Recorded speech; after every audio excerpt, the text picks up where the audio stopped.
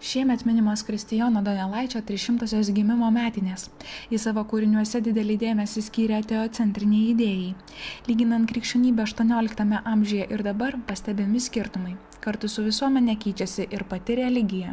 Jeigu kalbėti apie katalikybę 18-19 amžiuje, tai mes turime įsivaizduoti, kad globalūs pokyčiai religinėje, toj religijoje apskritai nelabai vyko tuo metu kaip jo tradicijoje, bet religija labiau reiškėsi tokiam lokaliam, reiškia, ar ne, lygmenyje. Tai pavyzdžiui, tas pats Donelaitis, kuris buvo bažnyčios klebonas, ar ne, jisai turėjo tam tikrą savo funkcijas atlikti. Donelaitis buvo liuteronas, bet kuriuo atveju buvo jis ar katalikas, ar liuteronas, jisai buvo parapijos kunigas, jisai buvo atsakingas už tam tikrą bendruomenę žmonių ir tas jo vaidmuo ir įtaka tiems žmonėms tai buvo didžiulė.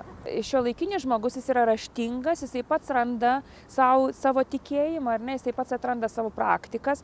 Tais laikais jie buvo labiau perimdavo, tai sakykime, ką kunigas sakydavo, ar ne, ateina kunigas, susako, jisai perskaitė kažkokią, tai sakykime, švento rašto dalį, ar ne, krikščionių atveju, pasakė pamokslą ir tie žmonės visą savaitę, galima sakyti, ir gyvena to pamokslu, nes tai yra vienintelė jų naujiena ir vienintelė žinia tos savaitės. Tai ir įsivaizduokit, koks tas 18 amžius, kiek religija ten turėjo įtakos kokios ir kiek jinai dabar.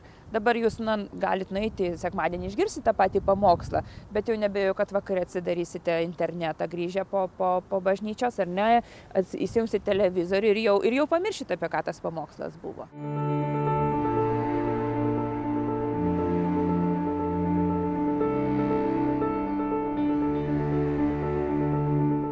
Ką kunigas sako, tikrai buvo daug didesnis autoritetas. Dabar yra kova su autoritetu, dabar kova kaip tik nuversti autoritetus, įrodyti, kad jisai silpnas, o tai yra iš krizės savotiškai šeimoje, nes šeimoje tėtis nelabai moka tėčio vaidmenį atlikti, mama vėlgi užsikrauna visokių savo naštų ir tokiu būdu ir religijų tai atsispindi, galim sakyti, tam praktiniam tikėjime, bet tam tikėjime, kuris yra duotas viešpaties šventajame rašte ir bažnyčios mokyme, ne, tai jis iš tikrųjų yra daug stabilesnis negu pritaikyme jau kasdienybėje. Yra, gal sakykime, skirtumas su Donelaičio laikais, tai būtų, kad tuo metu daug ką lėmė tradicija, tuo metu daug ką lėmė,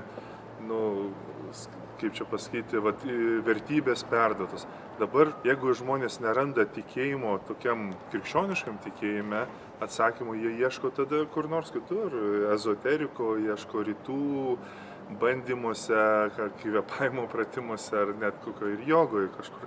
Bando ieškoti, nes ten jaučia, kad kažkokia dvasinė tenai patirtis yra. Ką reiškia būti krikščioniu 18 amžiaus viduryje ir dabar, 21 amžiuje?